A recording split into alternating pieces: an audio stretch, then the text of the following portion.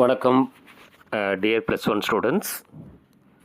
நாம் இப்போ என்ன பார்த்துட்ருக்கோம் அப்படின்னு பார்த்தீங்கன்னா 11th கெமிஸ்ட்ரியில், அதாவது கடைசி நேரத்தில் கொஞ்சம் பாஸ் மார்க் எடுத்து ஒரு நல்ல மார்க் எடுக்கிறதுக்காக நம்ம முயற்சி பண்ணுறோம். இந்த வீடியோ பிடிச்சிருக்கு அப்படின்னு பார்த்தீங்கன்னா நீங்கள் தொடர்ச்சியாக பாருங்கள். ஏற்கனவே 1-2 வீடியோ போட்டாச்சு. இப்போ இது 3rd வீடியோ. இப்போ டைரெக்டாக நம்ம கான்செப்ட் உள்ள போயிடலாம். ஸோ கொஸ்டின் வந்து நவீன ஆவர்த்தன விதி, அடிக்கடி கேட்குற கொஸ்டின் இது. என்ன பார்ப்பாங்கன்னா, தனிமங்களோட இயற் மற்றும் வேதியியல் பண்புகள், அவற்றின் அடுத்த வார்த்தை தான் ரொம்ப முக்கியம். அணு எண்களின் ஆவர்த்தன சார்பாக அமையும். அதாவது நவீன ஆவர்த்தன விதிக்கும் ஆவர்த்தன விதிக்கும் ஒரே வித்தியாசம்தான். இதே எழுதி அணு நிறைன்னு போட்டிங்கன்னா அது ஆவர்த்தன விதி. அணு எண்களின் ஆவர்த்தன சார்பாக அமையும்னு சொன்னால் இது நவீன ஆவர்த்தன விதி. இதை பார்த்துங்க.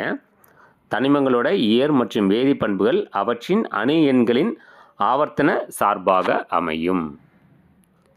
சரி, இப்போ நவீன ஆவர்த்தன விதி பல இடங்களில் கேட்குறாங்க, பல நேரங்களில். ஐசோ எலக்ட்ரானிக் அயனிகள் என்றால் என்ன?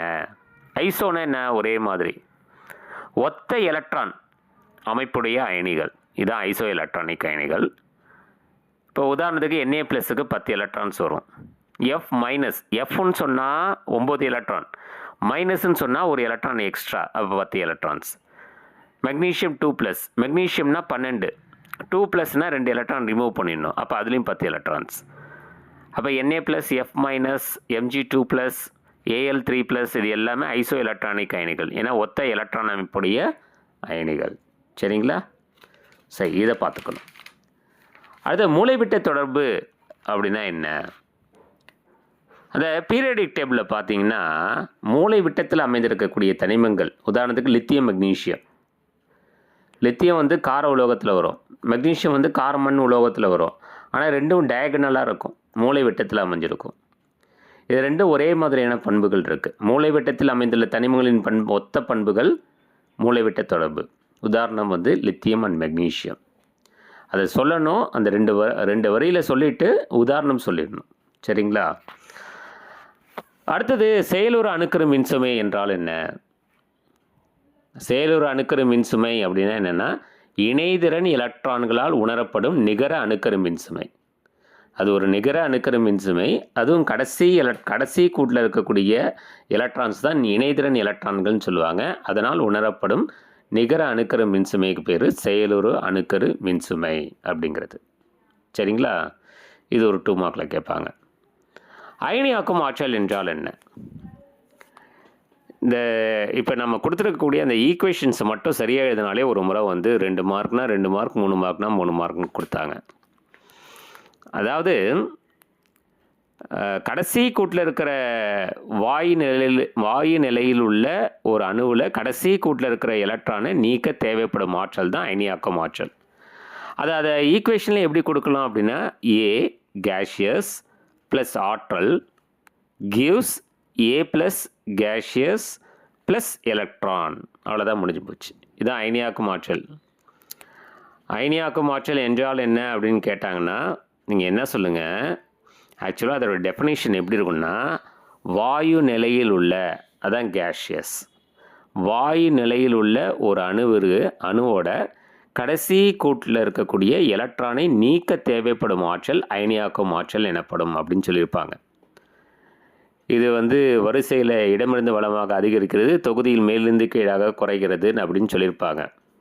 நீங்கள் என்ன பண்ணுங்கள், அந்த வாயு நிலையில் உள்ள அணு அப்படிங்கிறதுக்கு பதிலாக A gaseous ப்ளஸ் ஆற்றல் கிவ்ஸ், அப்போ எலக்ட்ரான் ரிமூவ் ஆகிடுது. அப்போ அந்த A என்னவாகிடுதுன்னா A ப்ளஸ் ஆகிடுது. A plus gaseous plus electron. இதுதான் அயனியாக்கும் ஆற்றல். ஸோ எலக்ட்ரான் ஆட்டம் என்றால் என்ன? இதே மாதிரி தான். அதாவது வாயு நிலையில் இருக்கக்கூடிய ஒரு அணுவுக்கு கடைசி கூட்டில் நம்ம எலக்ட்ரானை கொண்டு போய் சேர்த்தோன்னா அந்த அணு வந்து எதிர்மின் அயனியாக மாறும், A- மாறும், ப்ளஸ் ஆற்றல் வெளிப்படும். சரிங்களா? அந்த அயனியாக்கும் ஆற்றலை அப்படியே ரிவர்ஸில் பண்ண மாதிரி. அப்போ A gaseous plus electron gives A- gaseous plus ஆற்றல். ஸோ இதான் எலக்ட்ரான் ஆட்டம் அப்படிங்கிறது. சரிங்களா? ஸோ இதை ஈக்குவேஷன்ஸை மட்டும் நீங்கள் சரியாக எழுதுங்க. அடுத்தது எலக்ட்ரான் கவர்த்தன்மை. எலக்ட்ரான் கவர்த்தன்மை அப்படின்னா என்ன அர்த்தம்னா, ஜோடி எலக்ட்ரானை பிடிச்சி இழுக்கிறது ஒரு அணு. சகப்பிணைப்பில் பங்கிடப்பட்டுள்ள எலக்ட்ரான் ஜோடியை, இணையை அப்படின்னா ஜோடியை தன்னை நோக்கி இழுக்கும் ஒரு அணுவின் பண்பு. இப்போ A gives a bond B அப்படி இருக்குன்னு வச்சுங்க. இப்போ ஏ பவர்ஃபுல்லாக இருக்குது, அப்போ பாண்டில் இருக்க 2 எலக்ட்ரானை பிடிச்சி இழுக்கும்.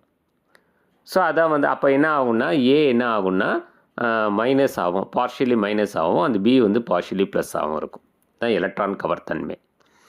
சகப்பிணைப்பில் பங்கிடப்பட்டுள்ள ஷேரிங் ஆகிருக்கக்கூடிய எலக்ட்ரான் ஜோடியை தன்னை நோக்கி எந்த அணு இழுக்குதோ அதுக்கு எலக்ட்ரான் கவர்த்தன்மை அதிகம்னு அர்த்தம். இந்த எலக்ட்ரான் கவர்த்தன்மை, அயனியாக்கும் ஆற்றல், எலக்ட்ரான் ஆட்டம் எல்லாமே பார்த்திங்கன்னா வரிசையில் இடமிருந்து வலமாக செல்லும்போது அதிகரிக்கிறது, தொகுதியில் மேலிருந்து கீழாக செல்லும்போது குறைகிறது அப்படின்னு போடணும்.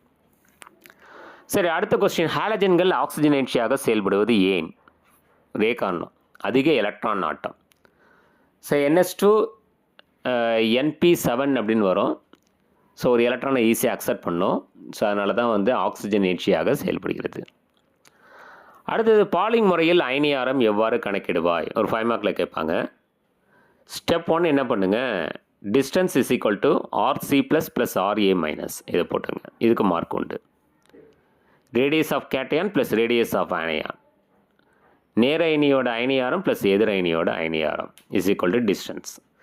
ஸ்டெப் 2 என்ன பண்ணுறங்க, RC ப்ளஸ் இன்வெர்ஸ்லி ப்ரொபோர்ஷனல் டுனா எதிர்விகிதம், Z செயலுறு C plus, RA minus inversely proportional to Z செயலுறு A மைனஸ். ஸ்டெப் 3 பார்த்தீங்கன்னா RC plus by RA minus is equal to Z செயலுறு A மைனஸ் பை Z செயலுறு C ப்ளஸ். சரி, இது வரைக்கும் நீங்கள் சரியாக எழுதிட்டீங்கன்னா you got a full mark. Next question சொல்லலாமா? ஐசோடோப்புகள் என்றால் என்ன? இதை வந்து என்ன சொல்லிட்டாங்க ஒரு தடவை, மாற்றியங்கள் என்றால் என்னன்னு சொல்லிட்டாங்க. ரெண்டுமே ஒன்று தான். ஐசோடோப்புகள், மாற்றியங்கள். ஒரே மாதிரி அணியன் இருக்கும், வேறுபட்ட நிறையன் இருக்கும். இதான் வந்து ஐசோடோப்புகள். ஒத்த அணியன், வேறுபட்ட நிறையன். இந்த ஒரு அணுவை எழுதி அதில் மேலே எழுதினா நிறையன், கீழே எழுதினா அணியன். இப்போ இதில் பாருங்களேன், ஹைட்ரஜன் பாருங்களேன், ஹைட்ரஜன் 1 கீழே இருக்கிறதெல்லாம் அணியன், மேலே இருக்கிறது ஹைட்ரஜன் 1, ஹைட்ரஜன் 2, ஹைட்ரஜன் 3 அப்படின்னு எழுதியிருக்காங்களா, அது வந்து நிறையன். ஒரே மாதிரியான அணியன், வேறுபட்ட நிறையன் இருந்தால் அதுக்கு பேர் வந்து ஐசோடோப்புகள் அல்லது மாற்றியங்கள். அடுத்தது பாருங்கள், கனநீரோட பயன்கள். D2O இது என்ன யூஸ் ஆகுது அப்படின்னு பார்த்தீங்கன்னா, அணுக்கரு உலையில் மட்டுப்படுத்தியாக யூஸ் ஆகுது. அப்புறம் ஒரு கரிம வேதி வினையோட வினை வழியை அறிய பயன்படுகிறது. இதெல்லாம் நம்ம தெரிஞ்சுக்கணும். அடுத்தது, ஆர்த்தோ ஹைட்ரஜன் எப்படின்னா என்ன? திடீர்னு கேட்பாங்க, ஆர்த்தோ ஹைட்ரஜன் பேரா ஹைட்ரஜன் வேறுபடுத்துக, நீங்கள் டிஸ்டிங்கிஷ் பண்ணணும். இல்லை ஆர்த்தோ ஹைட்ரஜன் என்றால் என்னன்னு கேட்டால், அதாவது ஹைட்ரஜன் மூலக்கூறில் 2 அணுக்கருக்களோட சுழற்சியும் ஒரே திசையில் இருந்தால் ஆர்த்தோ ஹைட்ரஜன், எதிரெதிர் திசையில் இருந்தால் பேரா ஹைட்ரஜன். ஆர்த்தோ ஹைட்ரஜனுக்கு காந்த திருப்புத்திறன் எப்படி இருக்குன்னா 0 கிடையாது. ஆனால் பேரா ஹைட்ரஜனுக்கு காந்த திருப்புத்திறன் வந்து கிட்டத்தட்ட 0 இருக்கும். ஆர்த்தோ ஹைட்ரஜன் அரை வெப்பநிலை பார்த்தீங்கன்னா 75% இருக்கும், பேரா ஹைட்ரஜன் வந்து 25% இருக்கும். ஆர்த்தோ ஹைட்ரஜன் வந்து பேரா ஹைட்ரஜனோட அதிக நிலைப்புத்தன்மையும் உள்ளாற்றல் அதிகமாகவும் இருக்கும். ஆனால் பேரா ஹைட்ரஜனுக்கு பார்த்தீங்கன்னா ஆர்த்தோ ஹைட்ரஜனை விட குறைந்த நிலைப்புத்தன்மை, குறைந்த உள்ளாற்றல் கொண்டதாக இருக்கும். சரிங்களா? இந்த ஆர்த்தோ ஹைட்ரஜன் பேரா ஹைட்ரஜன் வேறுபடுத்துக்க நிச்சயமாக வரும், அதை நீங்கள் பார்த்துங்க. அடுத்தது, பேரா ஹைட்ரஜனை ஆர்த்தோ ஹைட்ரஜனாக எவ்வாறு மாற்றுவாய்? இது அடிக்கடி கேட்குற ஒரு 3 மார்க் அல்லது 2 மார்க் கொஸ்டின். 3 பாயிண்ட் தான். மின் பாய்ச்சல், அப்புறம் 800 டிகிரி செல்சியஸுக்கு வெப்பப்படுத்துதல், அப்போ வந்து பேரா ஹைட்ரஜன் ஆர்த்தோ ஹைட்ரஜனாக மாறும். அப்புறம் அணுநிலை ஹைட்ரஜனை சேர்த்தல். இந்த 3 நிகழ்ச்சியிலையும் வந்து பார்த்திங்கன்னா பேரா ஹைட்ரஜன் அப்படின்னு சொல்லக்கூடியது ஆர்த்தோ ஹைட்ரஜனாக மாறும். அடுத்தது, நீரின் தற்காலிக கடினத்தன்மைக்கு காரணம் என்ன? நீரில் கால்சியம் பைகார்பனேட் இருந்ததுன்னா அது தற்காலிக கடினத்தன்மை. இதை வந்து கிளாட் மெத்தட்லேயும் அப்புறம் வெப்பப்படுத்துவது மூலமாக இந்த தற்காலிக கடினத்தன்மையை நீக்கலாம். இதே நீரில் வந்து கால்சியம் சல்ஃபேட் இருந்தது அப்படின்னு சொன்னீங்கன்னா, மெக்னீஷியம் சல்ஃபேட்டு, கால்சியம் சல்ஃபேட்லாம் இருந்தால் அதான் நீரோட நிரந்தர கடினத்தன்மைக்கு காரணம். சரிங்களா? இது ஜியோலைட் வச்சு நம்ம இந்த நிரந்தர கடினத்தன்மையை நீக்கலாம். அயனி பரிமாற்ற முறை. அடுத்த கொஸ்டின், ஹைட்ரஜன் பெராக்சைடோட பயன்கள் என்ன? 2 பயன் கொடுத்துருக்கோம். புரை தடுப்பான், அதுக்கப்புறம் நீரை சுத்திகரிக்க அந்த ஹைட்ரஜன் பெராக்சைடு அப்படிங்கிறது பயன்படுகிறது. அடுத்தது H2ஓட வடிவம், H2O2ஓட வடிவம். H2Oனா நீர், வி வடிவம், வளைந்த வி வடிவம். H2O2னா ஹைட்ரஜன் பெராக்சைடு, பாதி ஓப்பன் புக்கு, பாதி திறந்த புத்தகம். இந்த உங்களுக்கு அந்த இமேஜில் காட்டிருக்கிற மாதிரி வந்து நீங்கள் டயக்ராம் போட்டுங்க. சரி, அடுத்தது 3 வகையான சகப்பிணைப்பு ஹைட்ரைடுகள் 3 இருக்குது. ஒன்று எலக்ட்ரான் குறைவாக இருக்கிறது, இன்னொன்று எலக்ட்ரான் அதிகமாக இருக்கிறது, இன்னொன்று எலக்ட்ரான் சரியாக இருப்பது.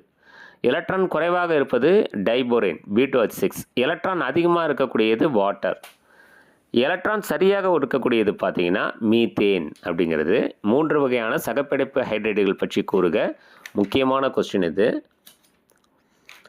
அடுத்தது, பனிக்கட்டி ஏன் நீரில் மிதக்கிறது அப்படி ஒரு கொஸ்டின் கேட்டாங்கன்னா, ஏன்னா அது வந்து 0 டிகிரி செல்சியஸில் அதோட அடர்த்தி குறைவு, அதனால தான் வந்து நீரில் பனிக்கட்டி மிதக்கிறது. ஒரு கொஸ்டின் கேட்குறாங்க, கார உலோகத்தோட பொதுவான பண்புகள் என்ன அப்படின்னு கேட்டாங்கன்னா, வினைத்திறன் அதிகம். முதல் பாயிண்ட் வந்து வினைத்திறன் அதிகம். எலக்ட்ரான் அமைப்பு NS1, அப்புறம் ஆக்சிஜனேற்ற எண் வந்து +1. இதை நீங்கள் சொல்லணும். லித்தியத்தோட அடுத்த கொஸ்டின், லித்தியத்தோட தனித்துவமான பண்புகள் என்ன அப்படின்னு கேட்டாங்கன்னா, சிறிய உருவளவு. அதுக்கப்புறம் இணைதிறன் கூட்டில் டி ஆர்பிட்டால்கள் இல்லாமல் இருப்பது. இதான் வந்து தனித்துவமான பண்புகளில் முக்கியமான ஒன்று சிறிய உருவளவு சொல்லிடணும். டி ஆர்பிட்டால் இல்லாமல் இருத்தலை சொல்லிடணும். இப்போ பெரிலியத்தின் முரண்பட்ட பண்புகள் பற்றி கூறுக. ஒரு 2 மார்க் கொஸ்டின் கேட்குறாங்க. சின்னது, சிறிய உருவளவு, டி ஆர்பிட்டால் இல்லாமல் இருக்கிறது, அப்புறம் அயனியாக்கும் ஆற்றல் அதிகமாக இருக்கிறது, எலக்ட்ரான் கவர்திறன் அதிகமாக இருக்கிறது. இதெல்லாம் வந்து பெரிலியத்தோட முரண்பட்ட பண்புகள். இப்படி ஒரு கொஸ்டின் கேட்குறாங்க, பெரிலியம் அலுமினியம் ஒற்றுமை என்ன? ஒரு 3 மார்க்கில் கேட்குறாங்க, இல்லை 2 மார்க்கில் கேட்குறாங்க. ரெண்டுமே வலிமையான லூயி அமிலங்கள் இதை உருவாக்கும், அணைவு சேர்மங்களை தரும். ரெண்டுத்தோட ஹைட்ராக்சைடும் ஈரியல்பு தன்மை கொண்டதாக இருக்கும். ரெண்டுத்தோட ஹைட்ராக்சைடும் ஈரியல்பு ஹைட்ராக்சைடுகளை தரும். ரைட். அடுத்தது, லித்தியத்தோட அந்த ஃப்ளேம் டெஸ்ட்டில் வந்து லித்தியத்தோட சுடர் நிறம் என்ன? கிரிம்சன் சிவப்பு.